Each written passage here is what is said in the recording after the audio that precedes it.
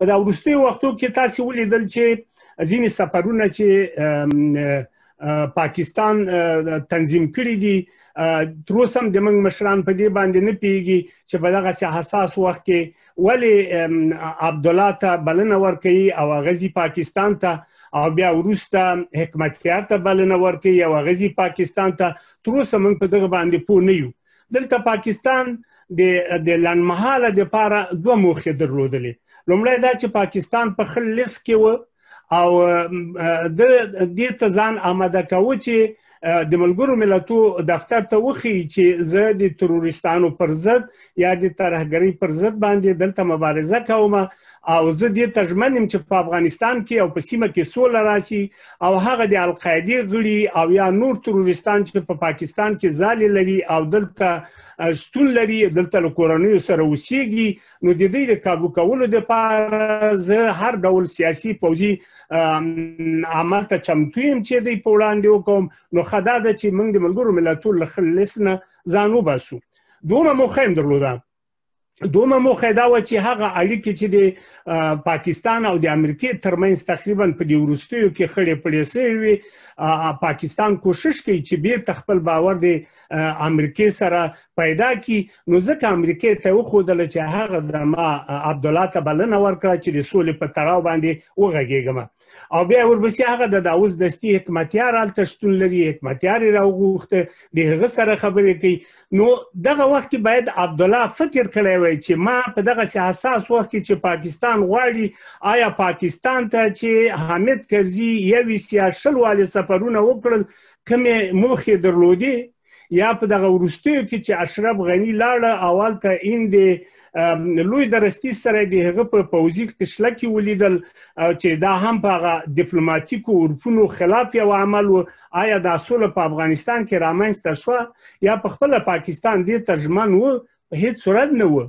نه و په کار چې په دغسې حساس وخت کې عبدالله هلته سفر کړی وای او د هغو تور مخې وینځلی وای او یو کرته بیا جهان ته ښودلی وای چې هغه د پاکستان سولې ته ژمن دی.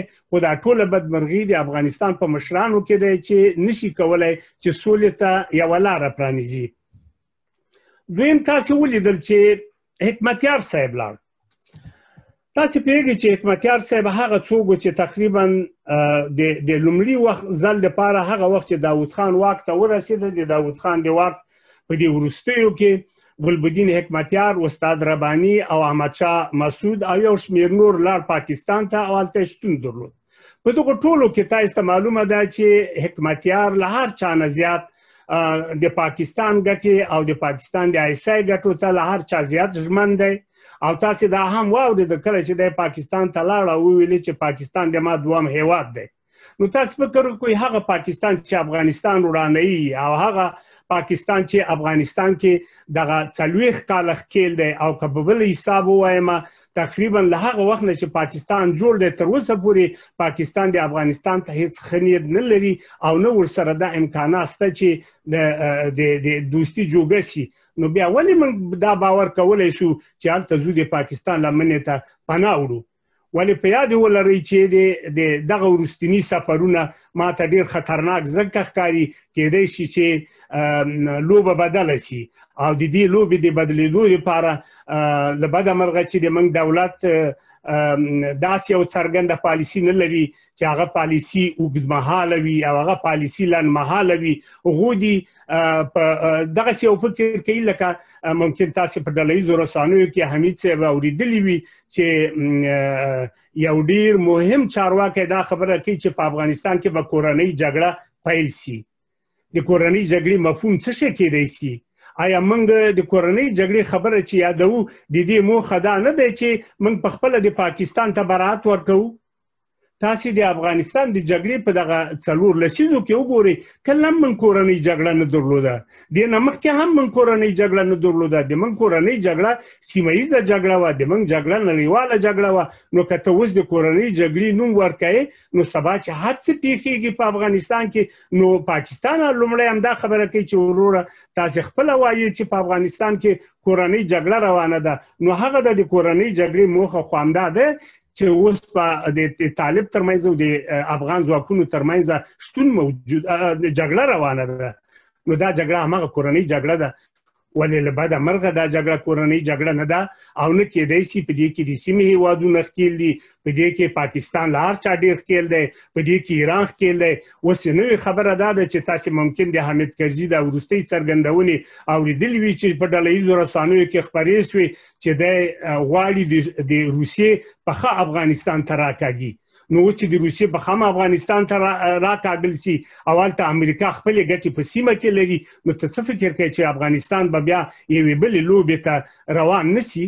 هلته چین دی، هلته روسیه ده، دلته ایران دی، دلته پاکستان دی، هلته هندوستان دی. نو که چېرته موږ یوه سمه پالیسي په دې سیمه کې ونه لرو، زه فکر کوم چې موږ به له ډېرو بدو او ناوړه پیښو سره مخ شو. که چېرته موږ په افغانستان کې یو سم او درسته رهبري درلودلی او د موږ چارواکي په شخصي ګټو تضمن نه وای او د افغانستان ملي ګټو ته ارزښت درلودلی، تاسو ته به معلومه وي حمید صاحب چې په دې ننګرهار کې چې د ویزو په ویش باندې لسګونو ښځو نورو ته مرګ ژوبله ورسېدله. آیا نسو کېدلی چې په دې شلو کالو کې چې په میلیونو ډالر راغلل، تاسو د وروستۍ خبرې به د هغه اورېدلې وي چې ویلې چې موږ په افغانستان کې 140 میلیارده ډالر مرسته کړې او په 140 میلیارده ډالرو کې 19 میلیارده ډالر ورک دي. 19 میلیارده ډالر څه سول؟ دا 19 میلیارده ډالر خو د ما د چارواکو په جیب کې ولیدلي. دا چې ته په کابل کې دغه لوړې هسکې ماڼۍ ګورې، دا په څه شي جوړ شوي دي؟ دا ټولې د دې علت همدا دی چې د موږ مشران دې ته ژمن نه وو، نه په سیاسي لحاظ، نه په اقتصادي لحاظ، نه په پوځي لحاظ، چې په افغانستان کې داسې یو سمسمه کوي، داسې یو ثبات رامنځته کړي چې بالاخره موږ د دې بدمرغیو ته د پای ټکی کېدو. دغه تاسو چې کومه پوښتنه رانه وکوله چې د پاکستان د سیاسي حالت کې ما نه تقریبا داسې یو میاشت نیمه میاشت د مخکې یو ایټالوي ژورنالیست دغه عین د تاسو پوښتنه وکوله، حمید صاحب راته وویلې چې تاسو څه فکر کوئ چې دغه د افغانستان مسله خو به پاکستان ته امریکا ونه سپاري؟ نو ما ورته ویلې چې دا مسله خو تقریبا دا 40 کاله سپارل شوې، 40 کاله پاکستان د افغانستان په پیښو کې ښکېل دی. خو که چېرته دا امید وي لکه څنګه چې پرویز مشرف په خپل وخت کې وویلې چې په افغانستان کې که کوم وزیر ټاکل کېږي دې کې باید د پاکستان مشوره واخیستل شي، خو دا به ډېره ګرانه وي، هم به پاکستان ته ګرانه تمامه شي او هم به امریکې ته ګرانه تمامه شي که دی غواړي چې افغانستان دغسې د پاکستان لمنې ته وغورځوي. ولې امریکا ولې دغه کار ته مجبور شو؟ دا ځکه مجبور شو چې له بده مرغه موږ په هیواد کې داسې سیاسي شخصیتونه پیدا نه کړل چې موږ داسې دغه سیمه کې او په دې سیمه کې خپل رول داسې خلکو ته ثابت کړو چې دلته یو ژوندی هیواد شتون لري او په دغه هیواد کې داسې سیاسي شخصیتونه شته ده چې دې ته هیواد ته د خلاصون لارې چارې لټولی شي. کنه تاسو پیږئ چې په امریکا د پاره په دغه سیمه کې پرته له افغانستان د بل الټرناتیو نه دی پاتې.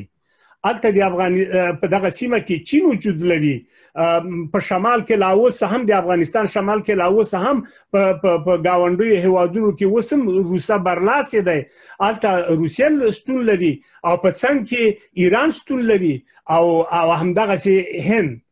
نو که چېرته امریکا افغانستان له لاسه ورکړي، زه فکر کوم چې دا د امریکې دپاره یوه لویه غمیزه به وي په سیاسي لحاظ په دې سیمه کې، ځکه دی څوک نه لري.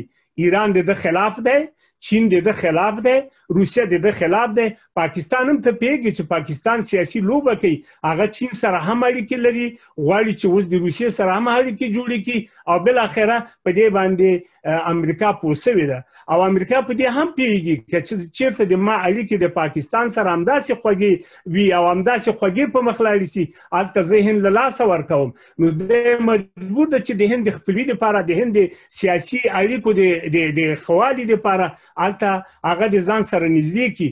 نو ځکه د امریکې دپاره په کار دی چې په دغه سیمه کې دغه سیاسي ثبات ته پاملرنه وکړي، د افغانستان کې که چېرته دغه سیاسي ثبات بیا له منځه ځي زه فکر کوم چې نه یوازې سیمه بلکې نړۍ به بیا د یو بل ستر ګواښ سره مخامخ سي. زه خپلې خبرې په دې راټولوم او هغه دا وایم چې په دوحه کې روانې خبرې چې کومې پیل شوي دي دې ته صحیح ده چې خوشبیني باید وي. سوله د افغانستان د خلکو یو ډېر ستر ارمان دی خو موږ دغه سوله په کم قیمت غواړو. موږ باید د سولې قیمت معلوم کو او د دې سولې د قیمت کولو دپاره باید په سیمه کې او په نړۍ کې دغسې یو خواخوږي باید راټول سي چې دغه د افغانستان او د طالبانو ترمنځ چې کومې خبرې روانې دي دا سمې مدیریت کړي. مننه همدومره. تشکر از جناب سنگروال صاحب.